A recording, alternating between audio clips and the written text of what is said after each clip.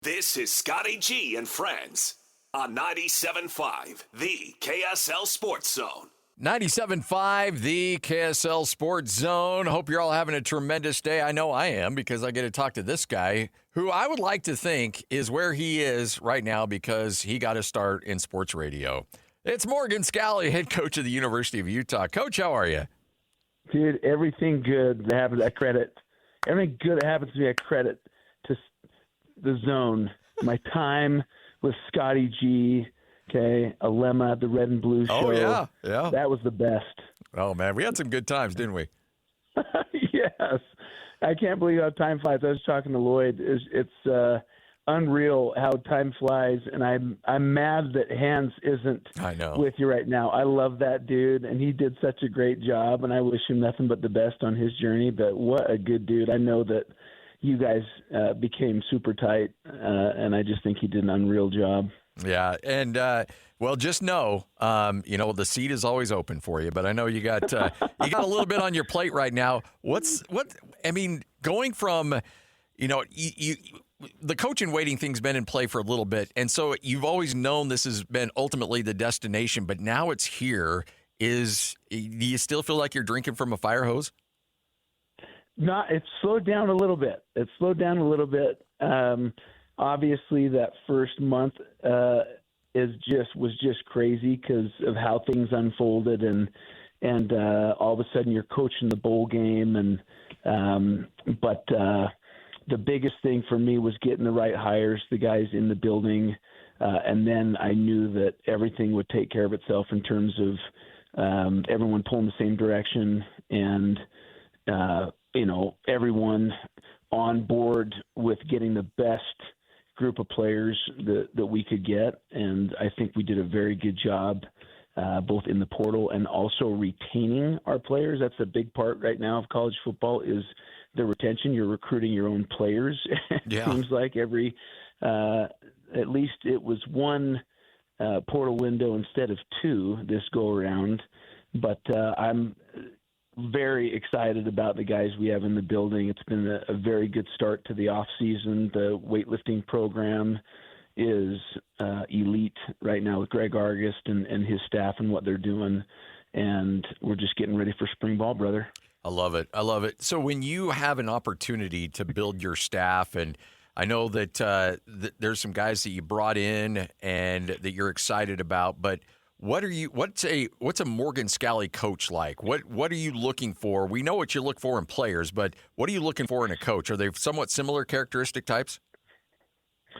Well, from a coaching standpoint, there is so much teaching that goes on. In my opinion, you have to be a very good teacher. And so, it's such an interesting profession. And there's a ton of people that want to get into it. You go to the National Coaches Convention, and it's just thousands of these coaches that want to get in, that want to get their foot in the door, and they think that coaching is just awesome and unbelievable, and it really is a great profession, but there's so much that goes into it outside of just understanding X's and O's, and the teaching element is huge. Not only your ability to teach, we call it competent stress, the ability that you have to take your knowledge and expertise and make others better with it. I'm sure you've had a teacher, Scotty, that knew a whole lot but couldn't get you to learn. Yeah. And they're out there. So, in this profession, you want to get and be an attorney, you go to law school. You want to be a doctor, you go to dental school or medical school. But there's really no school for coaching outside of being a GA and getting into it and just learning as you go. And so it becomes very difficult to find good teachers that nowadays with the transfer portal and 40% of your roster changing over from year to year, that you can bring these kids in and teach them efficiently to get to grasp the scheme, to grasp what you're talking about quickly because your season's coming up. So, with Kevin and Jordan and Chad, Luke, Ryan, all these guys that we brought on, that was a key, is can they help our guys learn? Can they teach? Next would be their ability to relate and that's a recruiting thing too. Just when you step into a home and can you sell Utah football and what we've got going, our culture. Can you fire up parents? Can you help the parents and the family and the decision makers feel the love that we have for their young men? And so that was I would say two. So one, great teacher; two, great recruiter, and then just the loyalty aspect of it, and was big to me. On the offensive side of the ball, we wanted to have something similar to last year's scheme because of the players that we had recruited, but also have our own flair, have our own,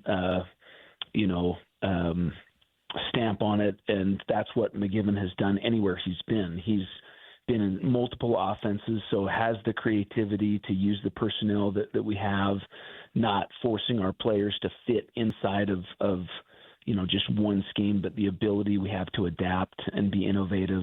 That was huge as well. So I admit I'm very biased here, but I've known Kevin McGiven for a long time. When he was on Matt Wells' first staff at Utah State 12, 13 years ago to being back at Utah State last year, I think you hit a home run on that hire. What was it about him outside of the scheme that you liked that he could work something very similar to what Jason Beck had last year? Outside of that, what really attracted to him to bring him up here to Salt Lake? Well, the amount of people that would just hit me up about him. Hey, you've got to take a look at Kevin. You got to take a look at Kevin. And this is throughout the years when people thought that it was Scalley's year or whatever. He's going to be the head coach. They would always talk to me about Kevin McGiven. And so I just started studying film years ago on his stuff. And I was like, yeah, okay, I get it. I understand why you're calling me about this guy, why you're texting me about this guy. And we brought him in much,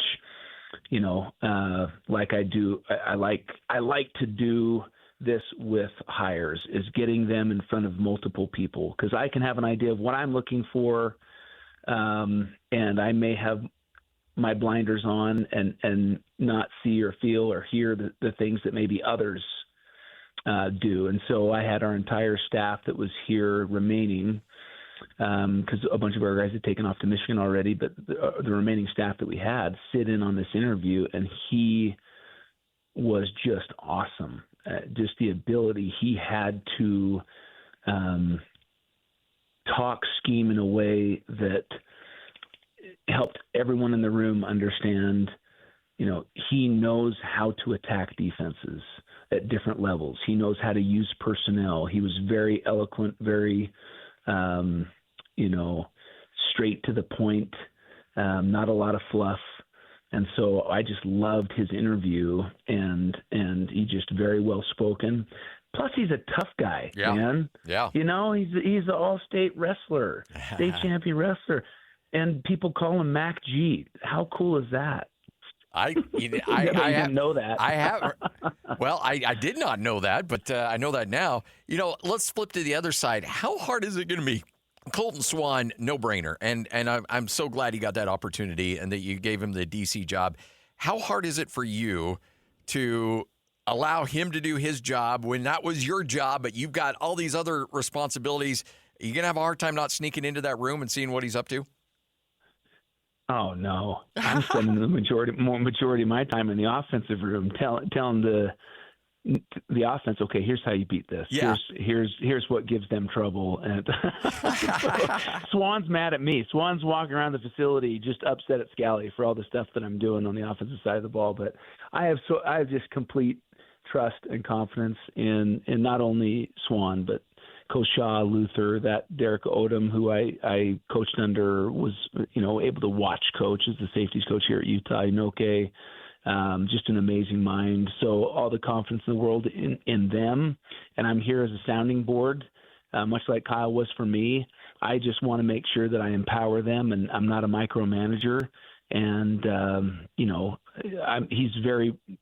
Colton Swan is very bright, very capable. He's been ready for this for a minute.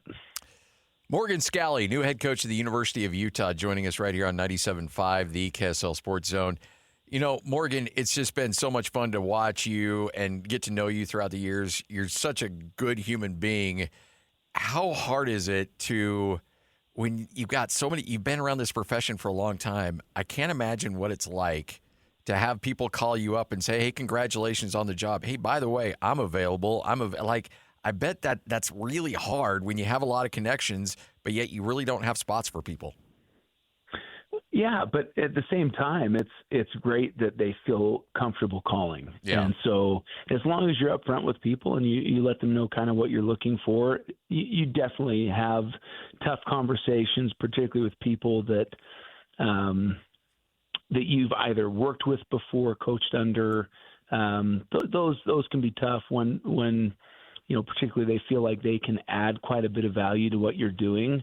But there's only so many spots in this facility, and but as long as you're up front with people and truthful with people about expectations and letting them know when your decisions are going to be made, and I think they're very understanding for the most part. When you have two good quarterbacks, and we know what Devin Dampier can do, obviously, and we got a good dose of Bert Ficklin, I think there were a lot of people that thought there's no way that Utah is going to be able to hang on to both of them. Obviously, there's financial aspects, and we don't need to get into that, but there's got to be a culture. There's got to be a system where those two feel comfortable, that they can coexist with each other, that Kevin McGivern can feed all the hungry mouths that need to be fed. What was that process like in making sure you're able to hold on to both of them? Well, a lot of it, because it's a combination of things, them feeling comfortable here, loving Salt Lake City, loving the fan base. Yes, the scheme was going to matter. Yes, the coaching was going to matter. And so that went into it as well. Them, me communicating with them what we were looking for, what we were going after, them, the ability they had to come in the facility and sit with Kevin and talk scheme and all that. I think Bert has a vision too of, look, Devin, this is Devin's last year, and I can come in and be that guy, and he's proven what an unbelievable playmaker he is. And at the same time, we want to be able to utilize him more, and not just the running aspect of what he does, because he can throw it and he can zip it. And so that's where you're going to see some creativity, some innovation on offense, and do some things with those guys that really maximizes both of their strengths. And we're excited because they love Utah. They love our fan base. They love being here. And obviously they're fully bought into the scheme and Kevin. So this is going to be a fun year for those two. You've been part of college football when you transfer, you have to sit out a year. There was no NIL. The world has completely changed upside down. And there's a lot of coaches out there that are grumpy about it and upset about the situation you're in. You've always been positive and saying, look, we can adapt. We can make this work. How hard has it been sometimes to keep that level of positivity when it seems like every other day your world gets turned upside down? Well, it can be, I don't know if frustrating is the right word. I think it can be disappointing at times, and when you've created relationships that you feel are meaningful, and you feel like the culture that you have here is special, and sometimes out of your control, and even sometimes out of the young man's control, they feel they need to leave. And so, at that point, all you can do is tell them you love them, and hope that they carry your culture to the next place that they go to, and wish them well, because at the end of the day, they're doing what they feel is best for them and their future. And yes, it can be disappointing to have them go, particularly if you've recruited them and spent time in their, with their family and their homes, and you've built this relationship and helped develop them. But it is what it is. And I think there's a line in Moneyball. It's adapt or die. Yeah. And so it's really focusing on, because you can spend a lot of time just being down in the dumps about, man, we lost this guy, but you have to move on and focus on those that want to be a part of your program, because there's a lot of them, and there's a lot of good football players, but also a lot of great kids, a lot of young men that are looking for our culture, that are looking for what we feel is special here. And so to me, it is just about those that want to go, hey, love them, bless them, and those that want to come in, man, we are going to give you our all. We're going to pour into you and help you become the best person and best player you can become, and we're going to win a lot of games doing it. You never appear to be a guy that would burn bridges anyway, but it seems like when you're recruiting a kid and he calls up and says, hey, Coach, I loved everything about meeting you and your staff, but I've decided, this is a kid coming out of high school, that I've decided to go here. I got to imagine you got to make sure, like, you leave the message like, hey, we love you, we think a lot of you, because, maybe a year, 2 years from now, he's looking for a new home and you still want to have that bridge built.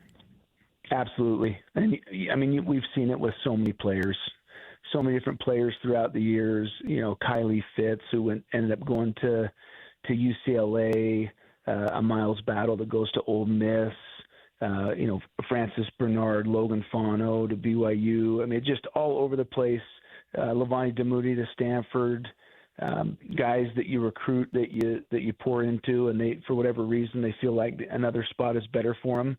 And all you can do is say, hey, dude, I'm a fan of you, brother, and I want you to be successful wherever you go, and just know that we love you. And, if things ever change, you let us know. So one last thing before we let you go, and I know your time is busy. We can't thank you enough for making time for us, but you're probably going to lose 2 first-round picks on the offensive line, those 2 anchors on the right and left side. Jordan Gross comes in with a ton of experience as a player. What really impressed you with him in the interview process, that he can do what you mentioned and not just be a great player and know the game, but also be able to teach the game, because you got some pretty big shoes to fill on that O-line? Yeah, no question. And again, it's like, okay, I need a guy that can come in here and teach. And, me talking to Jordan throughout the years, same conversations I've had with Weddle, same conversations I've had with guys that I thought would be very good coaches. And you just have conversations, when is it your time? When do you feel comfortable? But also throughout the years, you talk scheme, you talk football, and there isn't a man, if there's a better teacher out there at the offensive line, and there's a lot of good ones. I mean, we just lost one in Jim Harding, unbelievable coach, unbelievable teacher, but I am so excited for Jordan, and you're seeing the players get super excited about him and what he brings to the table. A ton of experience, but also a guy that wasn't just gifted at, 5-star talent. He's a guy that worked his tail off. He and I were in the same recruiting class in 1998. Yes. Before all these guys were born. And he came in from Fruitland, Idaho, tall, skinny kid with big ears. And my gosh, I looked at him. I'm like, dude, hey, man, what do you play, tight end? And I'm an offensive tackle. And I'm sitting there, we're lifting together, I'm lifting more weight than him, and I go on my mission, I come back, and this guy's hang cleaning 405 like it's nothing. I'm like, oh my gosh, dude, what happened to you? But he is just a worker. No one's going to outwork this guy. Nobody. In recruiting, and we're seeing it already on the recruiting trail and with the development already of this offensive line. So we did a great job, we feel, in retaining guys, but also in going out and getting a Cedric Jefferson from Montana State, Isaiah Kemma from Ohio State. Kelvin Obot was a guy that Jordan coached in high school, and man, is he every bit of what a 5-star should be. And so we're excited for him, and just the guys that we got coming back. You look at the offensive line in the bowl game, we end up losing Michael Mokafisi early on in the first half. And so all those guys that were playing throughout the remainder of the game, that second half, those were your backups, and they did a heck of a job. They dominated that game. So these are the guys that we got coming back, and could not be more excited for their opportunity to show what they can do, because they hear the same thing. Oh, what's going to happen? You lose your entire offensive line. Well, they're excited for their opportunity, and they're excited to be able to show what they can do. Morgan, couldn't be happier for you. Tell Sharif I said what's up, and let's get you on here in the near future, okay? Anytime, Scotty. You're the man. Appreciate you, brother. Take care. You got it. There he is, Morgan Scalley. And I've told people this forever. I am completely unable to be unbiased when it comes to Morgan Scalley. That guy I've known for a long time. Morgan Scalley will always be one of my favorite people on the planet. And, we got Utah fans that we say, you guys hate Utah, or BYU fans that hate BYU. No, it's about relationships, honestly. I root for people. And I'll always root for Morgan Scalley. I'll always root for Kalani Sitake. And plus, when BYU and Utah are good, it's frankly good for business, too. So this is 97.5, the KSL Sports Zone. It's time to saddle up and talk about the winners and the losers. This is the good, the bad, and the ugly. Now, here's the good. It is your good, it is your bad, it is your ugly. And obviously, we start with the good. And what a night for former Bountiful High star, former Utah State star, Sam Merrill, a career former Scotty G neighbor. Yeah. Merrill, he was a neighbor, right? And not close neighbor. He's just a Bountiful guy. He's a neighbor. Yeah, he's about a 3-iron away. But Sam Merrill ends up going 9 of 10 from beyond the three-point line, a career high 32 points. And the dude was absolutely locked in. Afterwards, you're going to hear from a collection of players, Sam himself, but you'll hear from James Harden. You're going to hear from Donovan Mitchell. You're going to hear from his coach as well, as everybody singing the praises of Sam Merrill. What's going through your mind when Sam goes on a heater like that? Man, like I was saying over here, he was talking a little noise before the game. I guess one of the keys to the game on the IG account was like, get Sam cooking. And he was like, have I been that bad? And I didn't say yeah, but he took it. I guess he took it personally tonight. But to see a performance like that, that's incredible. And it's very rarely to see him go 0 for 5 or 0 for 6. So I knew at some point, even though he hit 3 threes the other night, at some point he was going to explode. But I didn't think it'd be that. Crowd was great. I've to appreciate that shooting exhibition. That was really cool. That was one of the cooler moments of the year. I mean, they were just hyped, and he just kept putting them down, and we kept finding them. The first 2 games, Sam, I don't even know, he probably made 1 or 2 threes, but just see him working every single day like he's a sniper. You know what I mean? So when somebody has it like that going, I was just trying to get the ball to him just to create those shots, but. That's the beauty of this team. You know what I mean? We don't have, got somebody that can go out there and score 30 and we don't have to do nothing. You know what I mean? So, and it makes a lot of sense, especially in the postseason. You're going to need other players to step up. Obviously, the main guys are going to be the main guys, and we get a lot of the focus and the attention. But, guys like Sam and JT and just everybody else, that can make shots and put the defense on their heels. I don't know how you can stop it. Yeah, it's fun. Haven't had one like that in a little bit, so you just kind of feel like everything's going to go in, and it's every possession it's like James and Don are looking for me, and I'm almost like it's all good. I'll get my threes. Don't need to force anything, but they both did a great job of kind of finding me, and fortunately a bunch went in. Cavaliers get the 138-113 victory over Washington. As we mentioned, Sam Merrill ends up a career-high 32 points on the night. And what was really fun about watching him do his thing, he's 11 of 12 overall from the field, but 9 of 10 from beyond the three-point line. Also had 5 rebounds, dished out a couple assists. James Harden, though, had 11 assists in that game. And James Harden, that's what I thought was really cool. Harden only has 13 points, but he dishes out 11 assists, and I believe 5 of them went directly to Sam Merrill. Donovan Mitchell, he ends up with 30 as well in that game, but he's got a bunch of assists in that game, and a couple of them went to Sam. So I think James Harden had some really interesting quotes about, yes, you need other players to step up, and you need other players to have big nights. I think James Harden's at a point in his career where I think he's okay with now he's not okay with a bunch of them, but I think he's okay with one night where he goes 13 points, 11 assists, and another guy goes for 32 points because that dude's been carrying the load in a lot of different places. Now, granted, he's done it willingly and more than happy to be the guy. But Gordy Chiesa used to tell me all the time when we were doing shows together that a guy will hit a point in his career, a superstar will hit his point where it's not about just making money, it's about winning games. And you want to leave a little bit of a legacy in being a champion. And when you get to a point, you've racked up a ton of money, individual accolades, MVPs, all that stuff, but you realize you don't have the ring to go along with it. And then you're like, yeesh, we got to get that fixed. We got to find a way to get it done. All right. There is your good. Let's get to the bad. Now the bad. So Kansas State. Whew. Kansas State gets worked. And Jerome Tang is none too happy about it. And this is the world of NIL we're living in right now, where, yes, kids can make a lot of money, but the accountability is going to go way higher than what it was.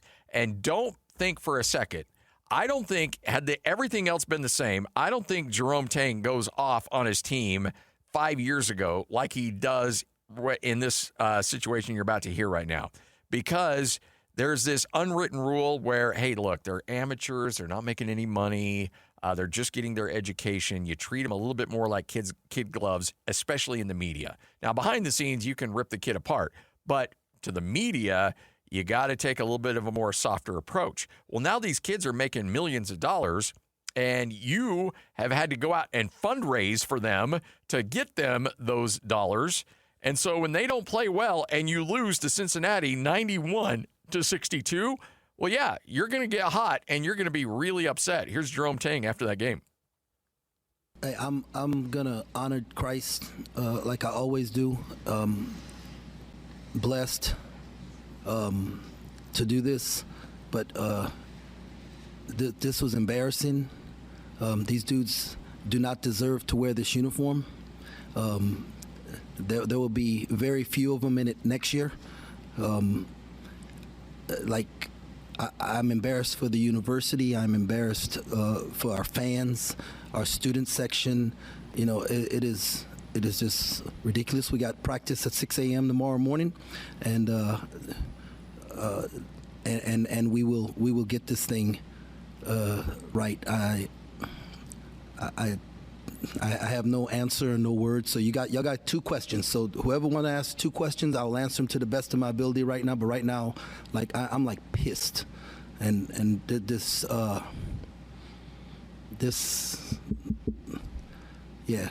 is all right.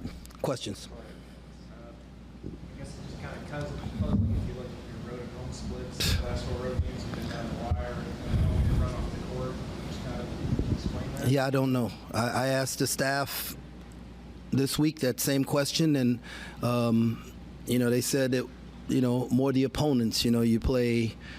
I don't know, because I followed Minnesota last year closely, and they played great on the road and struggled at home. So then they started staying in hotels at home, like treating it like a road game. And so I even talked about, hey, do we need to change that change? But no, none of that crap matter, man. These dudes got to have some. They got some pride, man. They got some pride. It means something to wear a K-State uniform. It means something to put on this purple, man. Our everything this university is about and all that it's been about. Why I love this place, man. Like they don't love this place, so they don't deserve to be here.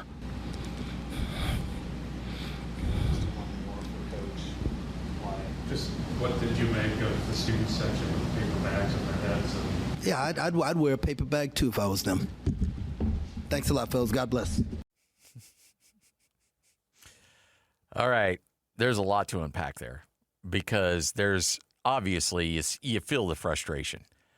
I don't think Jerome Tang says that 5 years ago. I think there's a bunch of reasons why he's ticked off. And we can go with the financial aspect.